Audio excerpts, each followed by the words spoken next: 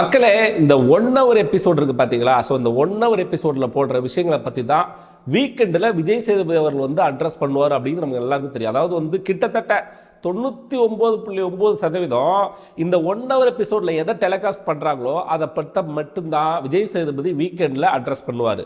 ரெண்டாவது, எல்லா மக்களுமே வந்து 24/7 வந்து பார்க்க மாட்டாங்க கரெக்டா. ஏன்னா வந்து வேலைக்கு போகிற மக்கள் இருக்கிறாங்க, இதை பார்த்துக்கிட்டே வந்து பிஸ்னஸ் பண்ணுற மக்கள் இருக்காங்க. ஸோ அப்படி இருக்கும் பொழுது எல்லாருமே இந்த 24/7 உட்காந்து பார்க்குற ஆட்கள் கிடையாது, அது நமக்கு எல்லாருக்குமே தெரியும். ஸோ அதனால் வந்து இந்த 1 hour எபிசோட தான் 90% மக்கள் வந்து பார்ப்பாங்க. இதுக்குடா சம்மந்தமே இல்லாமல் வந்து 1 hour எபிசோட தான் வந்து வீக்கெண்டில் வந்து அட்ரஸ் பண்ணுவார், 24/7 தான் வந்து மக்கள் அதிகமாக பார்க்க மாட்டாங்க அப்படின்னு சொல்லிட்டு ஏன்டா சொல்லிக்கிட்டு இருக்கேன்னு சொல்லி கேட்குறீங்களா? இந்த கிளிப்பை பார்த்துட்டு வாங்க.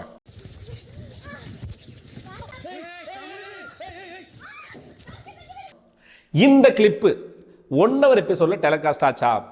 ஆகாது. ஏன்னு சொல்லி கேட்டீங்கன்னா, நம்ம கமருதீன் இருக்காருல, அவர் யாரு? விஜய் டிவியோட செல்ல பிள்ளை. ஸோ அதனால இந்த கிளிப்பு போட்டதுனால எனக்கு காப்பரேட்ஸ் ப்ராப்ளம் வருதும் அப்படின்னு சொல்லி கேட்டிங்கன்னா, வந்தால் வரட்டுங்க, எனக்கு பிரச்சனை இல்லை, என்ன சேனல் தானே போவோம். பட் ஆனால் மக்கள்கிட்ட எதை மறைக்க ஆசைப்படுகிறீங்க? அதாவது இன்னைக்கு 1 hour எபிசோட பார்க்கும்பொழுது முழுக்க முழுக்க என்னமோ வந்து பார்வதி தான் வந்து இன்டென்ஷனலாக கமருதீன் அடித்த மாதிரியும், கமருதீன் இதுக்கு முன்னாடி வந்து பார்வதிக்கு எதிராக எந்த விதமான ஒரு வயலன்ஸில் ஈடுபடாத மாதிரி வந்து மக்களுக்கு நீங்கள் வந்து மடைமாற்றுகிறீர்கள். அப்படி என்ன கமருதீனை வந்து நல்லவனாக காட்டி பார்வதி வந்து கெட்டவனாக காட்டணும்? இப்போதான் நமக்கு புரியுது. பார்வதிக்கு எதிராக யார் இருந்தாலும், லைக் கமருதீனாக இருக்கட்டும், இல்லை அரோராவாக இருக்கட்டும், இல்லை யார் இருந்தாலும் எதிரில் இருக்கிறவங்கள நல்லவங்களா காமிச்சு அவங்களுக்கு ஆப்போசிட்டாக இருக்கிற பார்வதி வந்து கெட்டவங்களா காமிக்கிறது தான் உங்களோட வேலையா என்ன அப்படிங்கிறது எனக்கு கேட்க தோணுது, இன்க்ளூட் சேதுபுரம் அவர்களுக்கும். ஏன்னா ஒரு 24/7 வந்து அந்த பொண்ணு வந்து மூர்க்கத்தனமாக அடித்து கீழே தள்ளுறான். அது டாஸ்க்குங்கிற பேரில், கேமுங்கிற பேரில் வந்து பண்ணுறாங்க. ஸோ அதுக்கப்புறமா வந்து 1 hour எபிசோடில் அது டெலிகாஸ்ட் பண்ணும்போது நான் திரும்ப சொல்கிறேன், 90% மக்கள் வந்து 24/7 பார்த்துக்கிட்டு இருக்க மாட்டாங்க, 1 hour எபிசோட தான் பார்ப்பாங்க. ஸோ அப்படி 1 hour எபிசோட பார்க்குற மக்களுக்கு நீங்கள் எதை திணிக்க விரும்புகிறீங்க? பார்வதினாலே கெட்டவ, கமருதீன் நல்லவங்க அப்படி இல்லைனா கூட பார்வதிக்கு எதிராக இருக்கிறவங்க எல்லாருமே நல்லவர்கள், அவங்க பண்ணுறது தான் கரெக்டு, இன்னும் கடைசியில் பார்வதி தான் தப்பு அப்படிங்கிற ஒரு தப்பான பிம்பத்தை வந்து பாருக்கு எதிராக வந்து திருப்ப பார்க்குறீங்க. இப்போ வந்து 1 hour எபிசோட பார்க்கும்போது என்ன சொல்லுங்க, இந்த பிரச்சனை நடக்குது, 2 ப்ராப்ளத்துக்கு அப்புறமா வந்து திடீர்னு இந்த அடித்த சீனெல்லாம் காமிக்கல. ஏன்னா இந்த அடித்த சீனை காமிச்சா, ஒருவேளை கமருதீன் பார்வதிகிட்ட நடந்த அந்த வயலன்ஸான விஷயம் இருக்கு பார்த்தீங்களா, இதை காமிச்சா மக்களோட மனநிலை எப்படி மாறும்? இவன் இந்த அளவுக்கு கேவலமாக நடந்துகிட்டு இருக்கும்போது பாரு இப்படி அடிச்சதுல என்ன பெரிய தப்பு இருக்கு அப்படின்னு சொல்லிட்டு நினைப்பாங்க. இதை காமிக்காம நீங்க பாரு லைட்டா இப்படி வந்து செல்லமா, அதாவது வந்து அவங்களுக்குள்ள ஒரு ஸ்பேஸ், நான் ஆல்ரெடி வீடியோ போட்டு அதை பத்தி அவங்களுக்குள்ள ஒரு ஸ்பேஸ் கொடுத்துருந்தாங்க. ஸோ அதை வச்சு அவங்க வந்து ஒரு ஃபன்னா அடிச்சிருப்பாங்க, இல்லை வந்து ஜாலியாக அடிச்சிருப்பாங்க, இல்லை இவளை ட்ரிகர் பண்ணி அவங்க வர்றதுனால வந்து அடிச்சிருப்பாங்க. ஸோ அதை மட்டும் காமிச்சு இதை காமிக்காதனால மக்களுக்கு என்ன தோணும், இவ தான் ஓவரா பண்றா அப்படிங்கிற ஒரு பிம்பத்தை நீங்க கிரியேட் பண்றீங்க. ஸோ எதுக்கு இது? வீக்கெண்டு ஃபுல்லாக அவங்கள தப்பாக காமிக்கணும், வீக் டேஸில் வந்து அவங்கள தப்பாக காமிக்கணும், வீக்கெண்டில் விஜய் சேதுபதி அவர்கள் வந்து பார்வதி போட்டு புழகணும், வெளியில் இருக்கிற மக்கள் பார்வதி போட்டு புழகணும், ரிவ்யூவர் எவனும் வந்து ட்ரூவாக இருக்க மாட்டான், எவனும் நடுநிலையாக இருக்க மாட்டான். இப்போ நம்ம எதுக்குங்க இருக்கிறோம்? நம்ம போட்டு காமிப்போம் குறும்படத்தை. இது ஃபர்ஸ்ட் குறும்படம். ரெண்டாவது ஒரு குறும்படம் இருக்கு, அதுவும் நம்ம கமருதீன் இருக்கார் பார்த்தீங்களா, மக்ருதீனுக்கு தான். இந்த வீடியோ பார்த்துட்டு வாங்களேன்.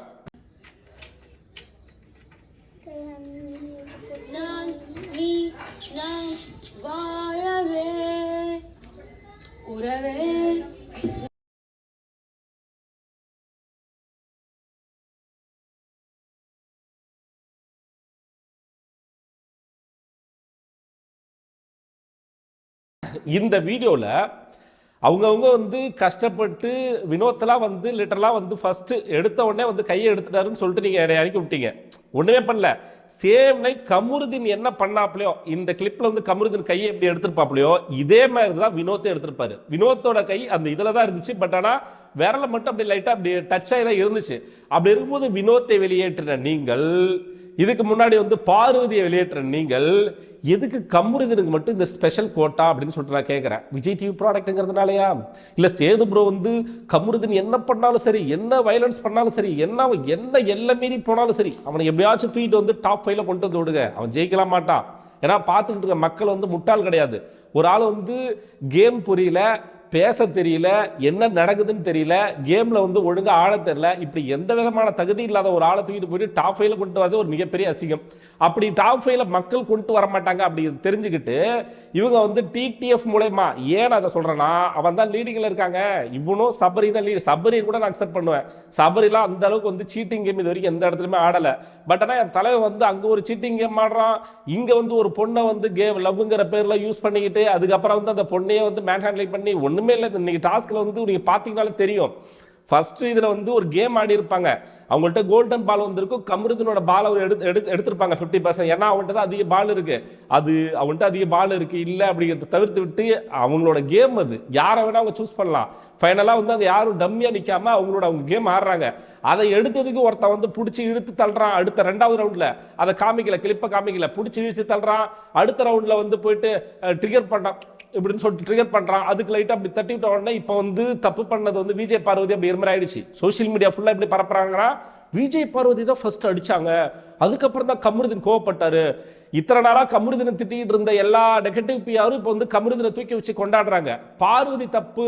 இது எப்படின்னா, ஒரு பொண்ணுக்கு எதிராக ஒட்டு போத்த social media reviewer, Vijay TV, அங்க இருக்கிற ஹோஸ்ட்ல இருந்து எல்லாருமே செயல்படுறாங்க. மக்களே உங்களுக்கு தெரியுதுங்களா? பாத்தீங்கன்னா இந்த வீக்கெண்ட் வந்துச்சுன்னா விஜய் நம்ம சேதுபுரம் என்ன பண்ணுவாரு, வழக்கம் போல 12 வாரமா விஜய் பார்வதி போட்டு பொழந்த மாதிரி இந்த வாரமும் விஜய் பார்வதி தான் போட்டு பொழங்க போறாரு.